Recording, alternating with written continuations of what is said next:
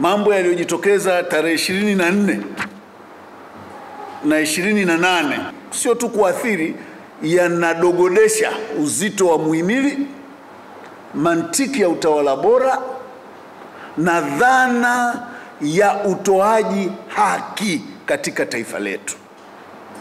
Vitendo vyote vya namna hii tunavilaani kwa lugha kali inayostahiki na havifai kufumbiwa macho katika jamii yetu. Ndugu wananchi, kuna mambo kadhaa yaliyojitokeza. Jambo la kwanza, uvunjaji wa sheria na katiba uliobainika. Kwanza, swala la uvunjaji wa haki ya usawa mbele ya sheria. Jambo hili limefanyika ambalo tumeshuhudia kukamatwa kwa wateja wa mahakama. Unajua mahakama ina wateja wake, na mahakama ipo kwa ajili ya wateja wale, sio kwa ajili ya wakili au kwa ajili ya polisi. Ni kwa ajili ya kuwapokea wateja wake na kuwapa huduma yao ya haki ambayo hakuna mahali popote inapotakiwa kupatikana au kuonekana ikipatikana isipokuwa katika mahakama iliyo wazi, mahali panapofahamika, panapozoeleka, na kama kuna kubadilika basi mahali ambako jamii imejulishwa kwa mujibu wa utaratibu kwamba mahakama hii ya wazi itakaa mahala fulani na sio vinginevyo. Kukamatwa kwa wananchi kwa wingi tarehe 24 mwezi wa 4 mwaka 2025 bila kufuata misingi ya kisheria na kwa kuonekana kuzingatia misimamo ya kisiasa ni kinyume na ibara ya 13 ya katiba inayolinda usawa mbele ya sheria na kupinga ubaguzi wa kisiasa, na vile vile kinyume ya ibara ya 14 ya katiba inayolinda haki ya kila mtu kuishi na kulindwa na serikali. Kazi ya polisi anapokuwa mahakamani ni very limited: kuleta wahalifu walioko kwenye mikono yao, kushiriki kwenye hatua za kimahakama kama anavyoelezwa na hakimu. Maana nimesikia kuna watu wanasema mahakama imekuwa compromise. Mahakama hauwezi, kwa lile lilotokea Kisutu sio la mahakama, ni la hakimu. Yule ndio mwenye mahakama yake kwa wakati ule, ndio anayetakiwa kulinda wateja wanaokuja mbele yake, na kama kuna maagizo yoyote anaanza kuzungumza na mawakili, mawakili wanazungumza na wateja wao. That is a practice. Hakuna interaction yoyote ya OCD na hakimu anaendesha kesi kabla mawakili hawajapata taarifa hiyo. Lolote linalofanyika hivyo ni kinyume cha sheria na kinyume cha katiba, na ni dalili za kuingilia uhuru wa mahakama na kuifanya mahakama kama kikaragosi hivi tu. Vile vile uvunjwaji wa haki ya uhuru wa mtu binafsi bila kufuata masharti ya kisheria. Sheria yetu inaruhusu mtu kukamatwa bila warrant kwa aina ya makosa. Hakuna kosa la kwenda mahakamani katika nchi hii lililowahi kutungwa na bunge. Hakukuwa na amri yoyote ya hakimu ya kukamatwa ambayo mpaka leo tumeletewa kama TLS au kuoneshwa kwamba wanaoingia Kisutu wakamatwe. Hatuna amri yoyote ya hali ya hatari iliyotangazwa na rais katika nchi hii, ambaye ndio mtu pekee mwenye ruksa ya kufanya proclamation kwamba maeneo fulani hakuna yoyote anayetakiwa kufika kufanya kazi za kiraia kwa sababu fulani za kiusalama. Hakuna. Hakukuwa na zuio lolote halali la kiusalama lililohalalisha nguvu kubwa zilizotumika kukamata wananchi wale ambao tunatumia jitihada kubwa kila siku sisi TLS na wadau wengine kuwahimiza watu wakiwa na migogoro waende mahakamani, wahudhurie mahakamani kujifunza nini kinaendelea, wafike mahakamani kujua na kuona haki zinavyofanyika. Ndani ya masaa machache watu wachache wanaingia, wanaleta vurugu mpaka mawakili. Wakili ukimuona mahakamani ameutafuta uwakili for more than 10 years, anaendesha uwakili kwa gharama kubwa. It's not just a person. Unaenda unapiga wakili na kirungu unasukuma nje ya mahakama. Wakili hafanyi kazi uwanja wa Taifa wala hafanyi kazi Central Police. Wakili eneo lake la kazi ni mahakamani. Lakini tumeshuhudia hali ya ajabu isiyoheshimu utawala wa sheria, hali yenye kuvua nje kuvua na kuiweka nje nchi uchi kisheria. Na ajabu kabisa unaona bungeni, ajabu kabisa unamsikia waziri anasema hili ni sawa. Nitaeleza kwa nini si sawa, kwa sababu ndio kazi yetu sisi TLS. Vile vile uvunjwaji wa haki ya uhuru wa mtu kwenda atakako. Tumeshuhudia watu wakikamatwa, wanapelekwa. Tumezoea mhalifu, sheria inasema ukimkamata anafanya cognizable offense, mchukue mfikishe haraka, kama sio mahakamani, kwenye kituo cha karibu cha polisi. Hatuna sheria inayotupa sisi mtu kukamata mtu, kuzunguka naye kwenye gari na kumtupa mtaani, au kumkamata kwenda kumtupa raia kwenye msitu fulani. Alafu mpaka leo hatujapata maelezo ni kikosi gani kilihusika kukamata wale raia mahakamani na kwenda kuwatupa porini. Hii ni aibu kwa utawala bora, na ni kitendo ambacho nilitarajia waziri wa mambo ya ndani au amechukua hatua, na asipoweza kuchukua hatua katika hili awajibike, kwa sababu haya mambo ndiyo yanayoipaka matope nchi. Hii nchi sio kwamba tuna sheria mbaya kiasi hiki. Soma sheria zetu nzuri. Hizi sheria zetu jamani si mbaya kiasi hiki. Kuna watu makusudi tu, kwa jeuri, tuna kiburi tu, wanafikiri wa Tanzania ni punda au ng'ombe wa kuswaga jinsi wanavyoswaga. Sisi TLS tulisema tunataka kuengage na kila mmoja. Tunataka kuwa daraja la amani katika taifa letu. Uungwana wetu sio uoga. Sisi sio waoga. Tunapozungumza tuheshimiane, tuheshimu wananchi. TLS ilipewa majukumu yake ya kikatiba na kisheria.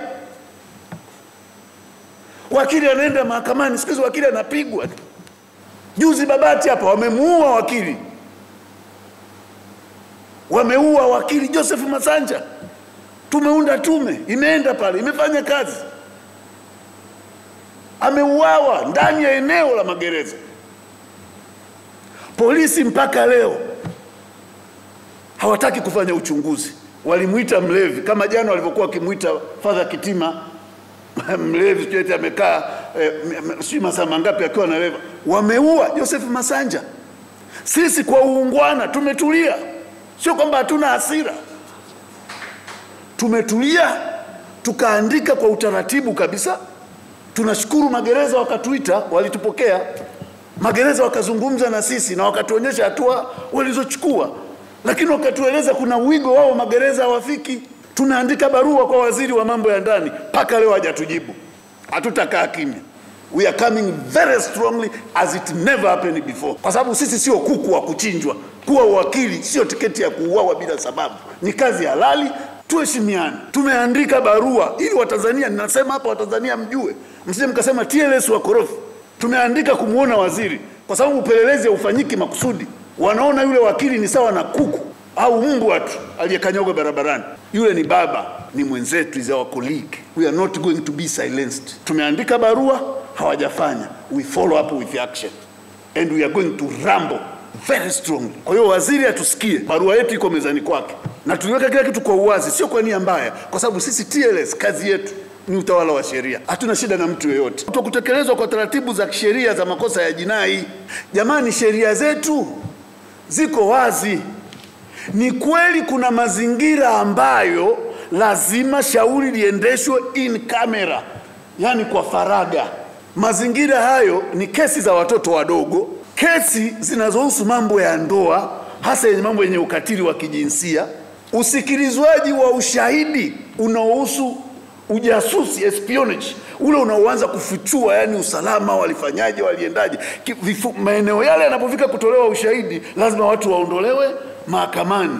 Sio usalama huo unaozungumzika eti tuliona watu wengi wakienda mahakamani kwa usalama. Is very specific, na anayeondoa ni hakimu wakati wa usikilizwaji.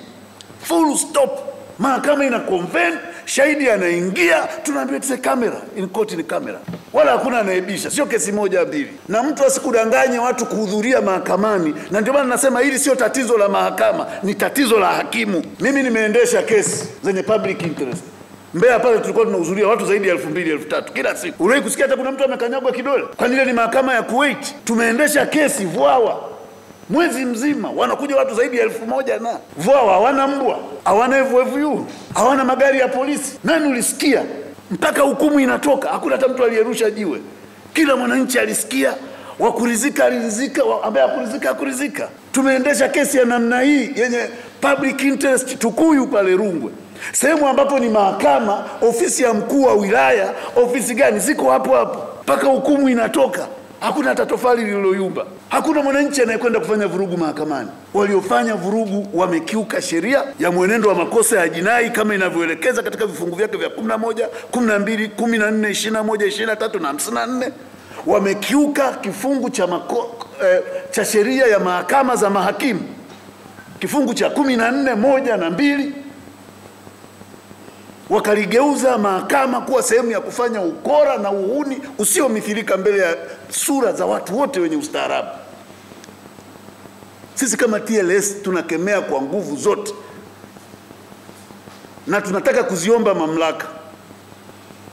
TLS iko tayari kushirikiana kuhakikisha nchi yetu inakuwa na amani, haki, mshikamano na utawala bora. Lakini hatuko tayari kuendelea kudhalilishwa. Sisi hii ndio eneo letu. Hapa ndipo sisi tuliposoma. Tulikula kiapo kwa ajili ya kazi hii. Watu heshimu basi na kuheshimu eneo letu la kazi.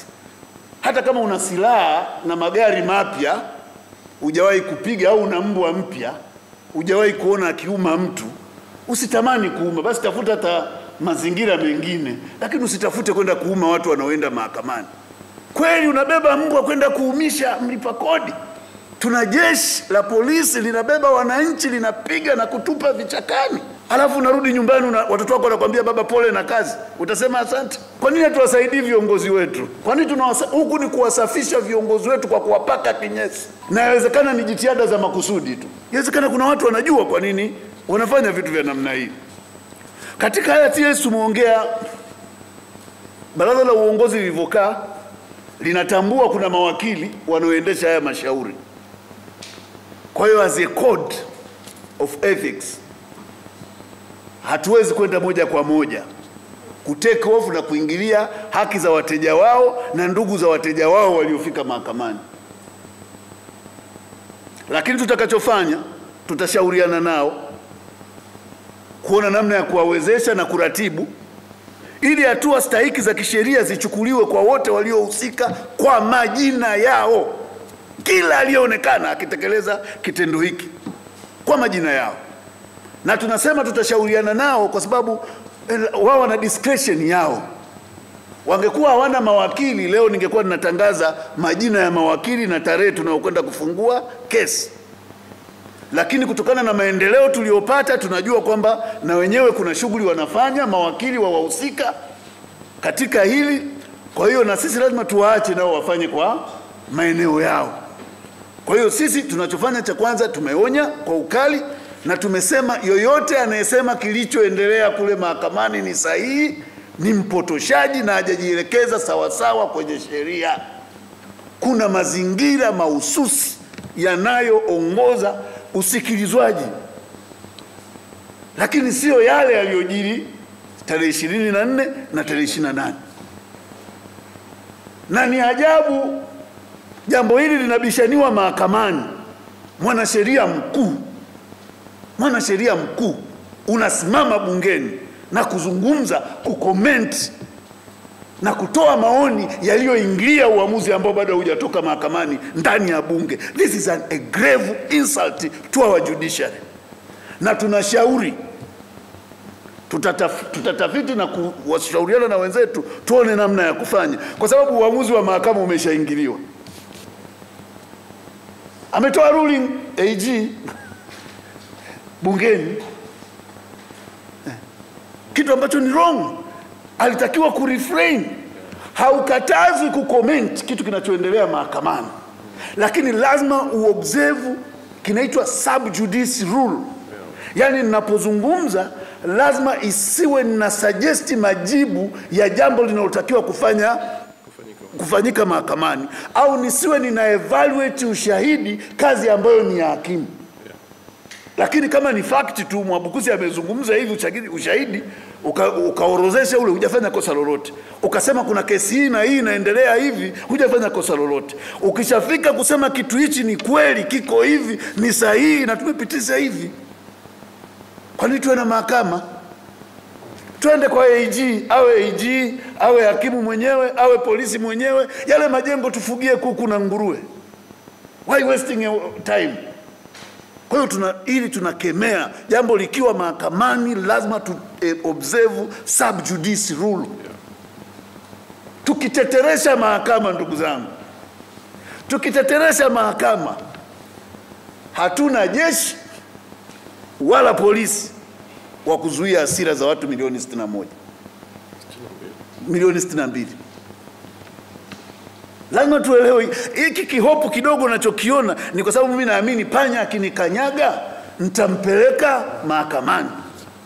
Nikishajua mahakama hii ni ya panya na inafanya anachotaka panya, tutafika mahali tutalia na kuomboleza. Kwa hiyo ni wajibu wa viongozi wetu, ni wajibu wa viongozi wetu wanaopewa madaraka ya kumsaidia rais kutekeleza majukumu ya kikatiba. Lazima kiwekwe chombo cha kusimamia utendaji wao, hususan jeshi la polisi. Kwa sababu utendaji wa jeshi la polisi saizi ni sawasawa na kombola lililokosa mwelekeo. Juzi nimeshangaa sana Father Kitima. Mimi niko navyomuona ana fight na uhai, madaktari wanahangaika naye. I'm observing pale namuona ndugu yangu Muliro anasema anayedai amepigwa. Yani kwa ina maana Father pale anajifanyisha kitandani. Yuko mtu ana struggle na life, lakini jeshi la polisi linatoka na kudogodesha kile kitendo, kuonesha it is nothing. Utajuaje uko salama? Tunaona gari la polisi linabeba watu Kisutu, wanatupwa kule, anasema sisi hatujawachukua. Alafu wanatupa kwenye mapori ambayo mara zote tunayakuta yana utata. Kwa hiyo njia wameifahamu wapi? Kwa hiyo ina maana kumbe hata wale watu wengine wanaokuta kwenye hao maeneo, hawa waliopeleka wanaweza wakatusaidia. Kwa hiyo sisi ni rai yetu kwanza, wahusika wote kufunguliwa mashtaka kwa majina yao binafsi. Hakuna kutumia kodi za mtu hapa kutetea mtu mzembe, awajibike kwa mshahara wake. Ili taifa linaongozwa kwa mujibu wa sheria na kila mtu anatakiwa kufanya kazi kwa mujibu wa sheria na mamlaka aliyopewa. Kilichofanyika tarehe 24 na 28 ni uhalifu dhidi ya utawala bora, na lazima tutake uwajibikaji. Jambo la pili, tunarudi kwenye wajibu wetu wa kitaaluma. Tunarudi kwenye kongamano. Tutaandaa siku ambao tutadeliberate hili na kuliazimia kama TLS, ili tutengeleze policy, kwa sababu tunapodeliberate tunapeleka kwa wahusika. Ili siku tukiweka mguu chini asije akasema watu TLS wakorofi, kwa sababu wananchi hamjui kila kinachotokea. Sisi tunaandika na tunawapelekea wahusika, na kama ni cha kumhusu mtu tunamwambia bwana hichi hakiko vizuri, bwana tunaomba tukuone kuna tatizo hapa. Lakini watendaji wanakuwa na kiburi, hawataki kushirikiana na sisi ambao tunaonyesha mkono wa kirafiki wa kitaaluma. Hatutasita kusimama. Ukisoma sheria yetu inaturuhusu to cause and make it happen. Sasa usitulazimishe tuende kule kwa namna gani. Sisi tulisema tulipoomba huu uongozi hatakuwa tunaomba a walk in the park.